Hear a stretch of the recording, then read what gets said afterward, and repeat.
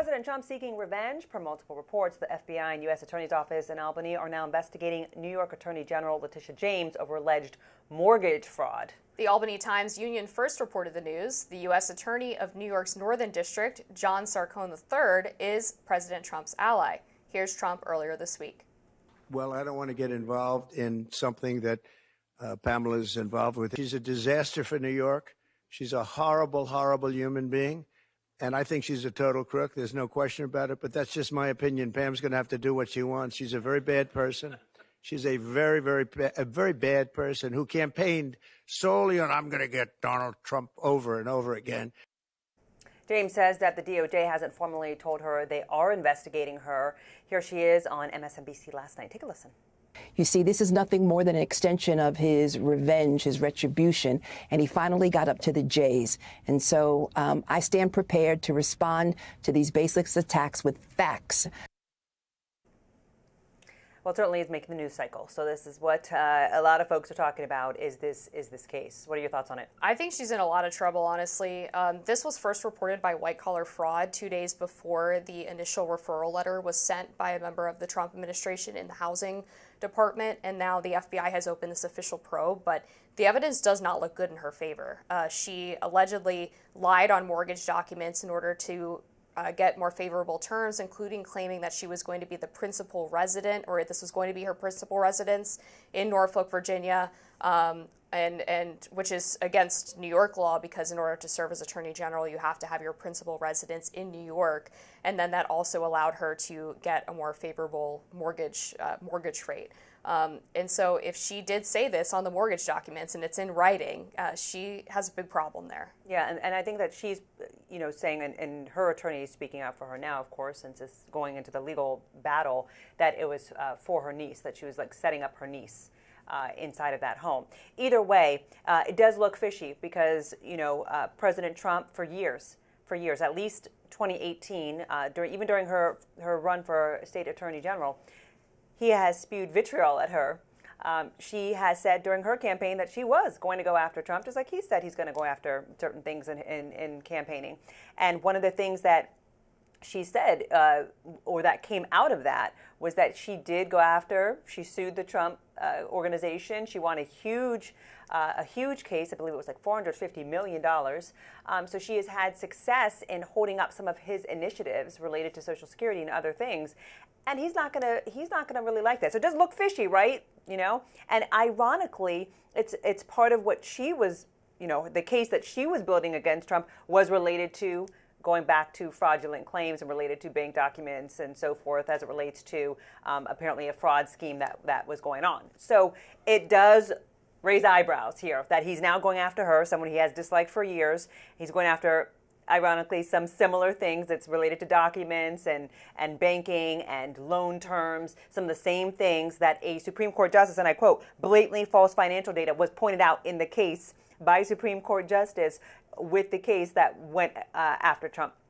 So I do think it raises eyebrows. There's no question about it. And we'll see it play out in court, right? We'll see if this, how it goes through. But it does raise eyebrows, just the irony of it all. Yeah, I mean, to me, the irony is in the hypocrisy of if you're going after somebody for alleged fraud in, she claimed he was overvaluing his properties in order to secure more favorable loan terms. There was the sticking point in that case that became viral was the idea that Mar-a-Lago was only worth $18 million.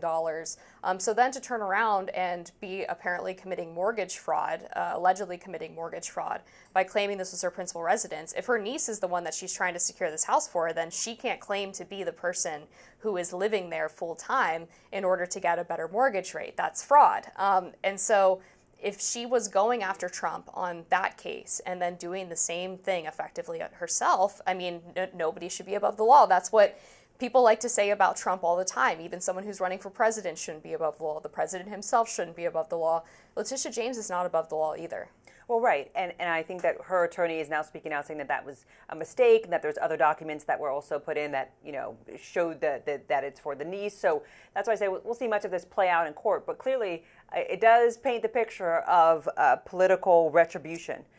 It does appear to be political retribution. We'll see if it plays out again, whether she ends up winning or he ends up winning. But the fact that she's been able to hold up his initiatives and impact millions and millions, hundreds of millions of dollars, he's not going to take too kindly to that. And we just heard him. We just heard him, again, saying you're a bad person.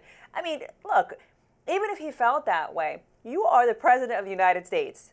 You are saying bad person. Leave it to the courts. If you really believe in it, why do you have to also disparage someone publicly? I mean, she did the same thing, though, right? Saying bad, you are the president of the United States saying bad person. Like, come on. I mean, it just sounds ridiculous, him repeating himself saying that. Now, again, he could be right, she could be wrong. It's just, you're the president. Where's the decorum? Where's, there used to be that the president of the United States wouldn't come out, even if there was a court case, wouldn't come out and then disparage the person. Let it play out in the courts. You believe in what you're doing? Let it play out in the courts. So I just, I think it's distasteful. You're fine to think that way. I mean, I think Americans in electing Trump twice sort of sent a message that they weren't really interested in that style of presidency anymore. They wanted someone who was perceived as a fighter. And I'm not sure it's fair to say that this is political retribution when you have someone who started her case against Trump with political retribution. I mean, saying on the campaign trail that you're going to go after Trump, you're allowed to say that, but does that not give the perception that you are looking at a person and then searching for a crime rather than finding a crime and then investigating and holding the person accountable, right? It's supposed to go that direction when you are a law enforcement official. Sure, but by that point in time, there were many things that she could have, there were things that even other states were pursuing and she could join in. It wasn't like it was just her. It wasn't just her. There were other states that were also pursuing lawsuits that they did join in on.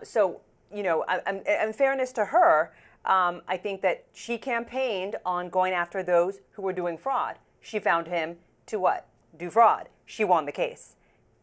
Right, but she that's the point, is she campaigned on going after people for fraud, but she specifically looked at a target rather than finding the fraud first and then going to Trump. Well, we go through sources all the time when you're finding, if this something has been in the media, again, you were the president of the United States.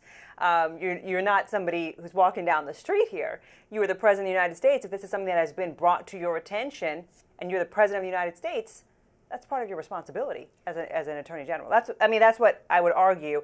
I see your point, but I don't agree with it. The Daily Caller News Foundation sent a couple of reporters down to these homes that Leticia James has in Virginia to see if she was there or if the people who lived there knew her. And I'm sure it wouldn't be surprising you to hear that they did not want to talk to the media. There were neighbors who said that they had never seen Leticia James or anyone who looked like her in the vicinity. The residents of the home falsely accused the reporters of trespassing on their property.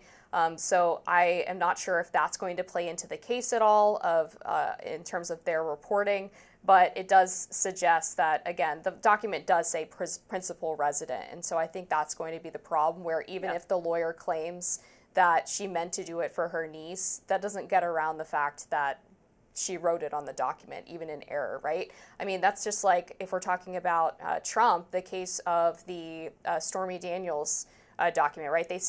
Or the Stormy Daniels payments. They said that the issue was it was a clerical error where it was labeled as legal expenses and maybe it should have been campaign expenses. They referred to it as a bookkeeping error. That obviously didn't pass muster for him. I doubt the same will be true for Leticia James. Well, right, and we'll have to see how many documents the niece was on. Was it really just one out of the whatever they make you sign? If you ever sign a mortgage document, it's like, a huge pile. We don't really know all of the answers yet. I think a lot of this is also the court of public opinion that will be playing some of this. And like you mentioned, reporters going to the home of Leticia James, the multiple homes potentially. So we'll have to see how this all plays out. But I do think it's interesting that it just happens to be within, to your point, kind of the same realm. We're looking at banking documents and loans and potential fraud. So we'll see, of course, how all of this plays out. There's certainly more to come on that story. Also coming up, Trump plucks another Fox News host to join his administration. She's best known as Judge Jeanine Pirro.